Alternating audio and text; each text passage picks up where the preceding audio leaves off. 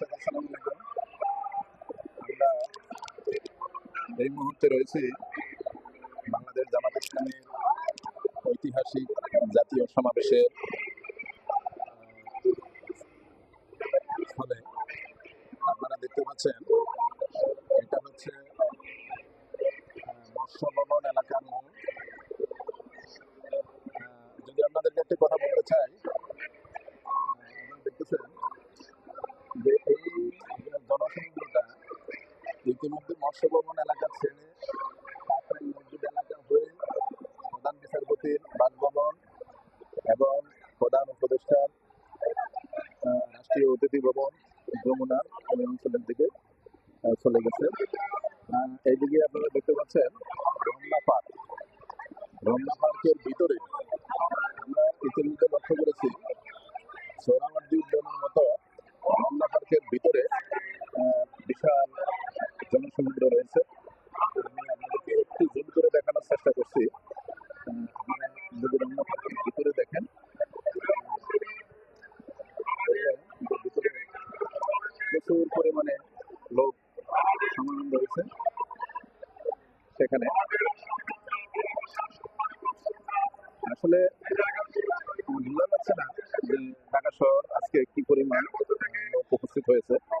আমরা ইতিমধ্যে যেটা জানতে পেরেছি সেটা হলো বাইতুল মোকাররম সহ 0 পয়েন্ট এলাকা, এইদিকে শাহবাগ হয়ে বাংলা মোটর, কারণবাজার, হাতিরপোল, ওইদিকে আপনার রয়েছে এলিফ্যান্ট রোড, ঢাকা ইউনিভার্সিটি এলাকা সহ আশপাশের এলাকাগুলো বিশাল জনসমুদ্রে পরিণত হয়েছে। আমরা এই মুহূর্তে রয়েছি, আপনারা দেখতে পাচ্ছেন মৎস্য ভবন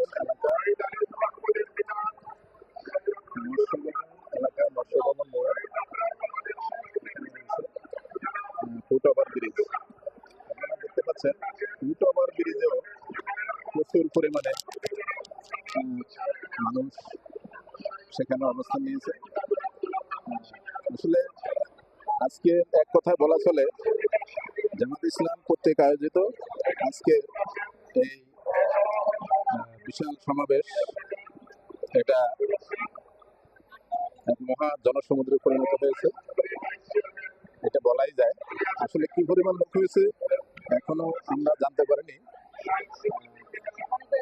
এটা আসলে সঠিক নির্ণয় করাও কঠিন যে আসলে কি পরিমাণ লোক হয়েছে।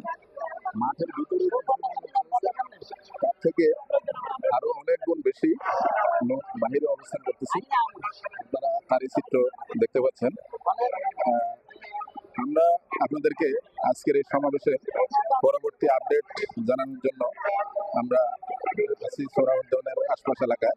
ততক্ষণ পর্যন্ত আমাদের সাথেই থাকুন। আপনাদেরকে অসংখ্য ধন্যবাদ। আসসালামু আলাইকুম।